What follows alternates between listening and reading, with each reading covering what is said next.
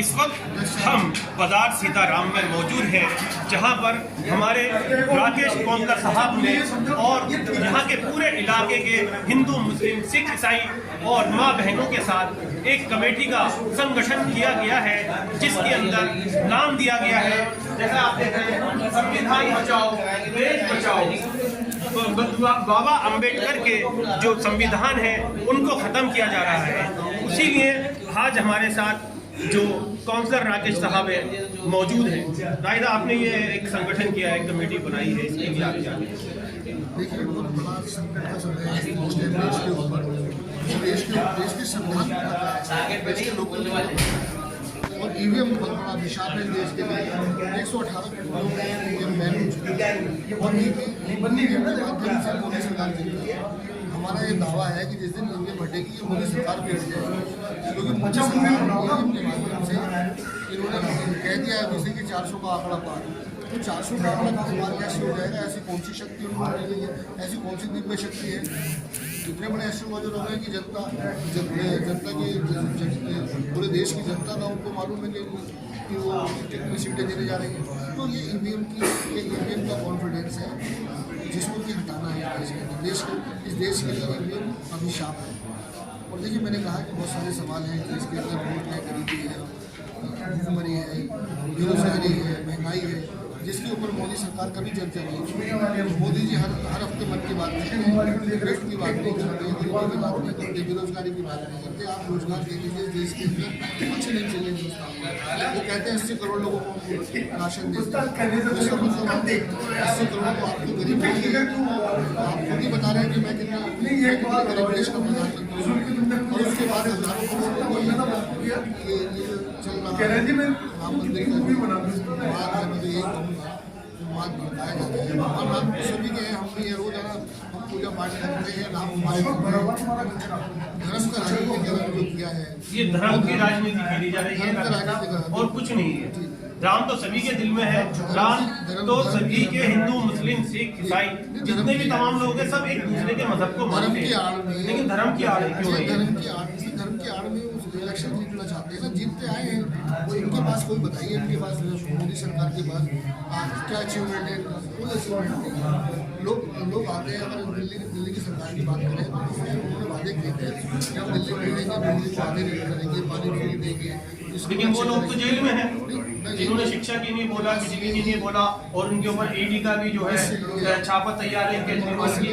संविधान आज कानून जो है विपक्ष के लिए कुछ और है, पक्ष के लिए कुछ और है।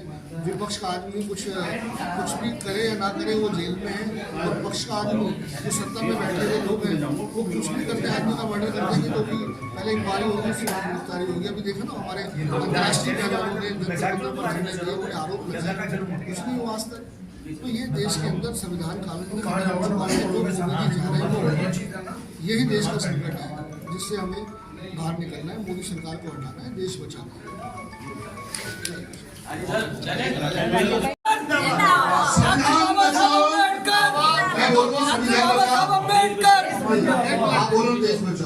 संविधान बचाओ, देश बचाओ, संविधान बचाओ, देश बचाओ, संविधान बचाओ, देश बचाओ, इंकलाब जिंदाबाद, इंकलाब जिंदाबाद, समाजिक एकता जिंदाबाद, सामाजिक एकता जिंदाबाद, भारत माता की जय, भारत माता की जय, इंकलाब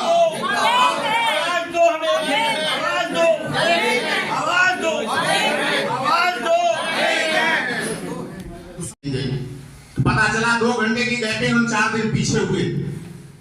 या अपनी कोर कमेटी में निश्चित कर लीजिए कि आपको समय का प्रतिबंधित होना पड़ेगा, तब आप देश बचा पाएंगे, संविधान बचा पाएंगे। मैं डंके के चोट पर कहता हूं, उस देश का अगर प्रधानमंत्री बनाना है तो दक्षिण भारत के एम.के. स्टालिन को लाकर बैठा दीजिए, वह देश को सुधार कर सही दिशा में देगा, सबका अधिकार प्राप्त हो जाएगा, कोई हिंदू मुस्लिम नहीं होगा। अगर हो रहा तो बताइए। हमारे भाई साहब ने तमाम स्टेटों का नाम लिया।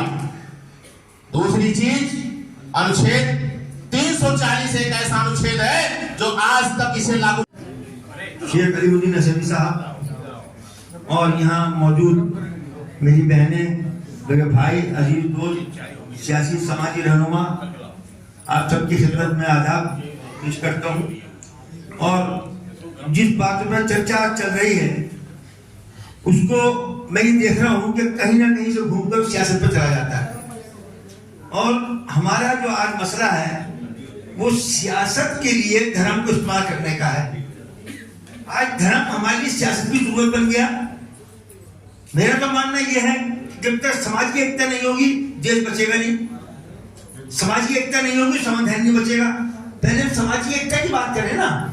समाज की एकता कैसे होगी? ओबीसी एक समान, हिंदू हो या मुसलमान।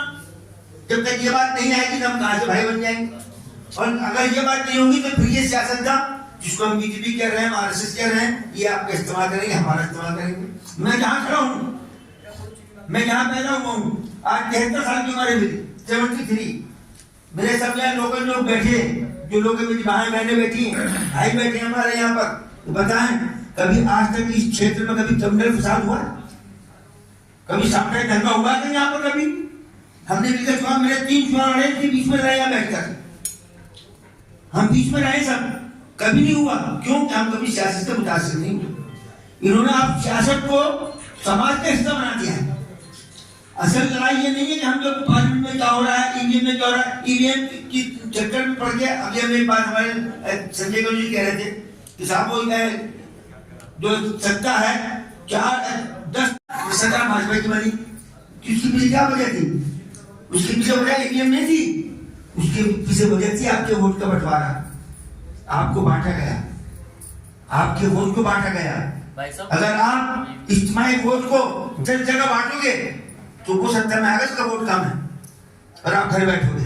अपने वोट की एक तो है नहीं हमारे पास। अब ये बात कौन पहुंचाए? आज हमारे यहाँ हर बात सियासी नारा बन गई। हिंदू मुस्लिम एकता सियासी नारा, दलित मुस्लिम एकता सियासी नारा। इलेक्शन में नजर आता है, बस इलेक्शन आ रहा है, दलित मुस्लिम एकता, हिंदू मुस्लिम एकता। और आम दिनों में हमारे यहाँ कोई प्रोसेस नहीं होता।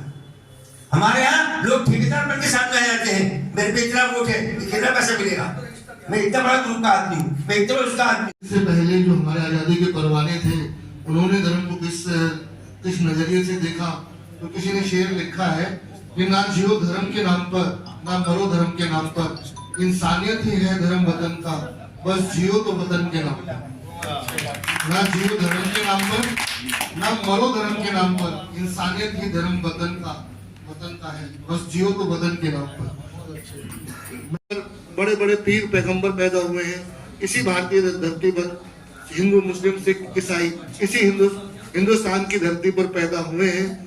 तो हम तो पहले हिंदुस्तानी हैं और उसी बात को लेकर हम चलते हैं। संविधान सबका है, हम संविधान के हैं, संविधान में बराबरी का हक होना चाहिए, इस बात की हम मांग बराबर कर रहे हैं। प्रोग्राम हमारा समाप्ति की ओर है। एक साथी हमारे खुर्शीद आलम जी रह गए और हमारी कुछ बहनें हैं यहाँ पर आई हैं, अगर कोई बोलेंगी तो हम उनको भी एक महिला के तौर पर बुलवाना चाहेंगे। आगे बढ़ाना और नीचे गिरना, क्योंकि जनता नहीं होगी तो कोई प्रधानमंत्री नहीं होगा। जो अभी जो ई चल रहा है, इनकम टैक्स, ईवीएम, यही चल रहा है और ईडी चल रहा है। वो उस दौरे पे जो जाता है या तो वो जेल में जाता है या उसको शांत होके बैठ जाना पड़ता है। तो ये सब गलत है। मोदी जी जनता के साथ हैं, हम बोलते हैं मोदी जी जनता के साथ है, तो सबको देखें, हिंदू मुस्लिम सिख ईसाई सबको देखें। ये चीजें गलत है कि हमें जो जातिवाद में बांटा जा रहा है कि मंदिर मस्जिद। अरे राजीव गांधी जी ने तो इतना अच्छा काम करा था वहां पर, जब उन्होंने अयोध्या का ताला खोला था, उन्होंने खोला था इस अयोध्या का ताला, तो उन्होंने तो बैंड अपना नहीं दिखाया कि भाई मुझे वोट चाहिए। उन्होंने तो कहा सबके लिए है, सब आओ जाओ। तो वहाँ चीज तो ये हुई नहीं। अभी वो करवा रहे हैं, हम अपने घर में उनके सफेदी करवाते हैं दिवाली पे, ईद पे। तो हम ये कहते हैं कि हमने शुरू से बनाया, तो हमारे बाप दादाओं ने बनाया। क्या राजा दशरथ झुग्गी में रहते थे जो अपना नाम ले रहे हैं कि हमने अयोध्या बना दी जी? तो ऐसे ना करें, बहुत गलत है। ये लोगों के अंदर ना, दिलों के अंदर जहर बोलने वाली बातें हो रही हैं, ये चीज ना करें। धन्यवाद। संविधान को छेड़ना नहीं है, उन्होंने संविधान को छेड़ दिया, क्योंकि न्यायपालिका में बैठे जितने भी 60% से ज्यादा ब्राह्मण हैं, उनके जजमेंट इस बात को बताते हैं कि इस देश को बांट के चलना। मैं खुले रूप में न्यायपालिका का विरोध करता हूं जिसमें ब्राह्मणों का वर्चस्व, बलियों का वर्चस्व, वहां पर हमारा जब तक रिप्रेजेंटेशन नहीं होगा, हमारी संख्या नहीं होगी, तब तक हमको न्याय नहीं मिल सकता है। ऐसी इसलिए इस न्यायपालिका का विरोध करते हैं। लेकिन इसके लिए करोगे क्या? अभी भाई साहब ने एक बात कही कि समाज का प्रतिनिधि आना चाहिए, लेकिन समाज का प्रतिनिधि लाओगे कहां? यहाँ तो विभीषणों की लाइन लगी हुई है। जब चर्चा राम की चलती है तो सुग्रीव की भी चर्चा चलती है, जिसने अपने भाई को मरवा दिया था माला डलवा के।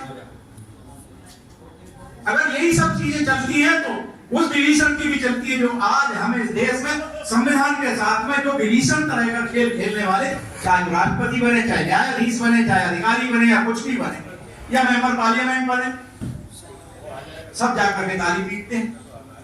रखी, संजय जी ने भी अपनी बात रखी, मैं उन सबको रिपीट नहीं करूंगा। मैं आपको याद दिलाना चाहता हूँ कि 2014 में जब मोदी जी आए थे तो एक नारा ये था उसमें कि बहुत हुआ अत्याचार, महिलाओं के बारे में था कि बहुत हुआ अत्याचार, अब की बार मोदी सरकार, बहुत हुआ पेट्रोल की मार, अब की बार मोदी सरकार, बहुत सारे नारे थे, बहुत हुई महंगाई की मार। वो नारे कहाँ हैं? आपको ये सोचना चाहिए कि हम कहां से कहां पहुंच गए। कहां हमने ये सोचा था कि हम यूपीए सरकार या उन्हीं के मनमोहन सरकार की सरकार को हम हटा के ऐसी सरकार लेके आएंगे जो हमारा पेट्रोल कम करेगी, हमारी महंगाई कम करेगी, रोजगार देगी। कहा था ना इन्होंने कि 2 करोड़ नौकरियां देंगे। तो हम कहां पहुंच गए? हम ये बात ही नहीं सुन रहे अब, क्या ये वाली बात भी हो रही है।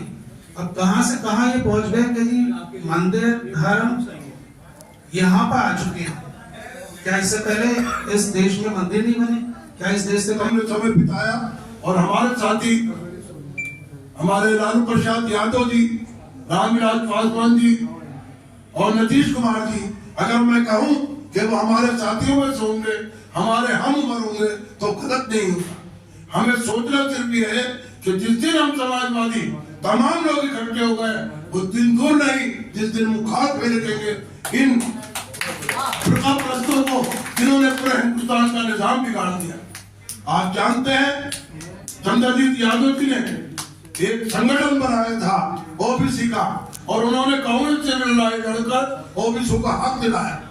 ओबीसी के लिए, एससी के लिए, एसटी के लिए जितनी लड़ाई लड़ी उसका हमें फल मिला, और वो फल आज तक हमको मिल रहा है। शफी देलवी साहब ने जिस तरह विचारा किया कि हम बात करें ओबीसी की, हम बात करें एससी एसटी की, हम बात करें करीब दबा कुचले लोगों की, जब इनके बीच हम पहुंचेंगे या हमारे साथ जुड़ेंगे तो ये आंदोलन थोड़ा मजबूत होगा। और मजबूत होने का कारण ये होगा हम सब भेदभाव मिटाकर पार्टी लेवल से ऊपर सोचकर हम इस तरफ काम करेंगे तो हमें कामयाबी मिलेगी। मैं सबको यह आश्वासन दिलाता हूँ कि तब मेरी जरूरत पड़ेगी मैं आपके साथ इस संगठन। राधा जी हमारे साथ इस टाइम जो बहुत ही ज्यादा एक्टिव रहती है और लोगों के लिए हर वक्त हाजिर है। राधा जी, ईवीएम मशीन को, देश संविधान को बचाना है, ईवीएम मशीन बंद होनी चाहिए या रहनी चाहिए? जो जनता कहती है कि ईवीएम बंद होनी चाहिए तो बंद होनी चाहिए। बंद होनी चाहिए। दुर्रानी साहब, आजकल कुछ ही वकील और कुछ ही छोटे पॉलिटिकल नेता ईवीएम के बारे में कह रहे हैं कि बंद होनी चाहिए, लेकिन जैसे कांग्रेस है, जैसे और अन्य बड़ी पार्टियां हैं, लेकिन वो इसके लिए कोई आवाज नहीं उठा रहे कि ईवीएम बंद होना चाहिए। कुछ ही वकील करना। आपने देखा होगा अभी सुप्रीम कोर्ट के बाहर भी प्रोटेस्ट किया, और इलेक्शन कमीशन के ऑफिस के बाहर भी बहुत बड़ी तादाद में सुप्रीम कोर्ट के, हाई कोर्ट के वकील थे, कुछ ही नहीं थे, और आम पब्लिक चिल्ला चिल्ला के खामोश होकर बैठ गए। जैसे सबको मालूम है ये होगा कुछ नहीं, कितना भी आप शोर कर लोगे, क्योंकि ये गुंडागर्दी है। अब ये जो है राज जो है, जो ये कहते हैं ना राम राज्य आएगा, और राम राज्य नहीं हो रहा, अभी ये गुंडा राज हो रहा है, अपनी मनमानी कर रहा है। पहले 15 लाख का जो वादा करा था इन्हें मालूम है वो नहीं पूरा हो पाया, और ये स्मार्ट सिटी बनाने के वादे पूरे नहीं हुए, और 2 करोड़ नौकरियां देने के, तो सब के दिल मर गए इन्हें मालूम है कितना भी चिल्लाते रहोगे, कितना भी कहते रहोगे। आपने भी देखा होगा सोशल मीडिया पे भी दिखाते रहते हैं, लोग हर जगह एलिगेशन लगाते हैं, वोट डालते हैं किसी और को, तो जाता है भाजपा को। यही सब जो है ईवीएम इसके लिए बंद होना चाहिए। जी बिल्कुल बंद होने चाहिए। मैं तो चाहता हूँ कल की डेट में आज बंद होना चाहिए। बैलेट पेपर का अलग होगा तो ये बिल्कुल भी जीत कर नहीं आएंगे। जितनी भी स्टेट में इनके 8, 10, 20, 15 जहाँ भी इनकी सरकार बनी, एक भी सरकार नहीं बनेगी और सेंटर मेरे साथ इस टाइम डॉक्टर गौतम साहब हैं, सीनियर मेडिकल लाइन से जुड़े हुए हैं। डॉक्टर साहब, ये जो आजकल ईवीएम का मैटर चल रहा है और अगर ये ईवीएम मशीन बंद होती है तो आप इसके बारे में क्या कहते हैं? देखिए, ईवीएम मशीन के पीछे हमारा जो लॉजिक है, मैं अपना मत ईमानदारी के साथ में जहां मैं देना चाहता हूं मैं उसको सुनिश्चित देखना चाहता हूं। लेकिन हमको ये पता है कि कंप्यूटर, मोबाइल, अंतर्राष्ट्रीय स्तर पर बहुत बड़ी बड़ी ऑर्गेनाइजेशन के इंस्ट्रूमेंट हैं, जब वो हैक होते हैं तो ये तो एक प्लान्ड तरीके से हमारे वोट को हैक किया जा सकता है और किया जा रहा है। ये प्रत्यक्ष दिख रहा है। इस देश में इतना बड़ा झूठ बोलने वाला कोई भी दल जो ये कहता हो कि रोजगार के नाम पर हम हर साल 2 करोड़ लोगों को रोजगार देंगे और 10 साल से एक भी व्यक्ति को रोजगार नहीं दिया और फिर भी वो इतने बहुमत के साथ जीत के आ रहा है, या जाति के नाम पर या धर्म के नाम पर जो अंधविश्वास और पाखंड फैलाया जा रहा है, इस देश के नौजवानों को वर्गला करके मंदिर और मस्जिद की सोच और लड़ाई में लगाया जा रहा है। उनसे ये अधिकार छीन लिया गया है कि कोई भी उनसे ये ना पूछे कि हमारा रोजगार कहाँ है, हमारी एजुकेशन कहाँ है, हमारे ये महंगाई क्यों है, ये भुखमरी क्यों है, असुरक्षा क्यों है, बच्चियों के साथ बलात्कार क्यों हो रहे हैं और बलात्कारियों को छोड़ करके उन्हें मालाएं पहना करके उन्हें जो अभिनंदित किया जाता है वो सरकारें सुरक्षित क्यों हैं, वो अधिकारी कैसे सुरक्षित हैं। तो हम ये कहना चाहेंगे उनसे कि आप बैलेट पेपर से चुनाव कराएं और जीतें। इस देश का विश्वास आपके साथ है, ये देश आपके साथ है, इसमें कोई शक नहीं है। तो मैं भाई खुर्शीद आलम जी से गुजारिश कर रहा हूँ, हमारे अंतिम वक्ता है, उसके बाद आपने देखा तमाम लोगों ने अपनी अपनी राय यहाँ पर दी और यहाँ पर इस टाइम सब हिंदू, मुस्लिम, सिख, ईसाई तमाम लोग यहाँ पर मौजूद थे, लेकिन सबने ही एक बात की कि ईवीएम हटाओ, देश बचाओ, संविधान बचाओ। असद आजाद, क्लीन आजाद चैनल से।